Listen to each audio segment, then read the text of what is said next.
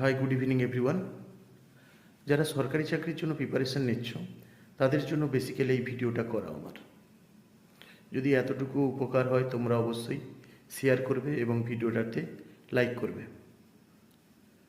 সরকারি চাকরি মূলত বর্তমান যেটা দেখছি 3-4টা পার্টে বা 3-4টা ভাগে হয়। 1 নম্বর হচ্ছে ডিফেন্স সেক্টর, 2 নম্বর হচ্ছে ব্যাংকিং সেক্টর, 3 নম্বর হচ্ছে রেলওয়ে সেক্টর এবং 4 নম্বর হচ্ছে সিভিল সার্ভিস এবং 5 নম্বর হচ্ছে আদার্স। তো যে কথাটা বলার সেটা হচ্ছে যে তুমি কোন চাকরির জন্য নিজেকে প্রিপেয়ার করবে। যদি তোমরা বর্তমান মাধ্যমিক পরীক্ষা দিয়ে থাকো কিংবা 11-12-এ পড়ছো কিংবা কলেজের ফার্স্ট ইয়ারে পড়ছো, যদি হাইট ভালো থাকে তোমরা অবশ্যই ডিফেন্সটাকে সিলেক্ট করবে। কারণ ডিফেন্স যেমন অল্প বয়সে চাকরি পাওয়া যায়, তার সাথে সাথে প্রত্যেক বছর প্রচুর পরিমাণের ভ্যাকেন্সি থাকে, যেটা অন্যান্য পরীক্ষাতে বা অন্যান্য সরকারি চাকরিতে থাকে না। এবার ডিফেন্সের মধ্যে বর্তমান যেটা আমরা জানি অগ্নিবীর, তোমরা অগ্নিবীর হিসাবে চুজ করতে পারো।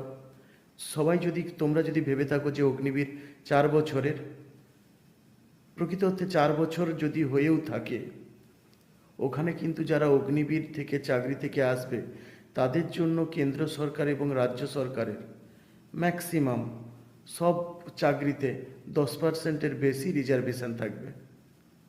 তো সেই অর্থে তো অগ্নিবীরটাকে চুজ করা কোনো লসের নয়।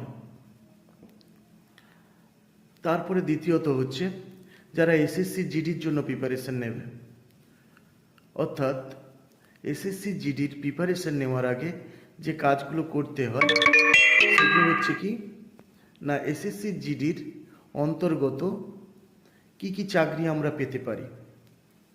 এসএসসি জিডির দিয়ে আমরা সিআইএসএফ পেতে পারি, সিআরপিএফ পেতে পারি, বিএসএফ পেতে পারি, আইটিবিপি পেতে পারি, আসাম রাইফেল পেতে পারি এবং এসএসবি পেতে পারি। অবশ্যই বর্তমান সময়ে আমরা দেখেছি এসএসসি জিডি পাওয়ার জন্য 1 থেকে 1.5 বছর একটু প্রিপারেশান নেওয়াটা বেটার। কারণ কাট অফ যেভাবে বাড়ছে তোমরা 2-1 মাসে ক্লিয়ার করতে পারবে না। অবশ্যই এক্সেপশনাল কিছু স্টুডেন্ট থাকবে যারা পারবে। ওটা ডিফেন্স লাইনের দিকে গেল। আরও ডিফেন্স লাইনের অন্তর্গত যেগুলো হচ্ছে ইন্ডিভিজুয়ালি যেগুলো ফর্ম ফিল আপ হয়, তোমাদের বিএসএফ হয়, সিআইএসএফ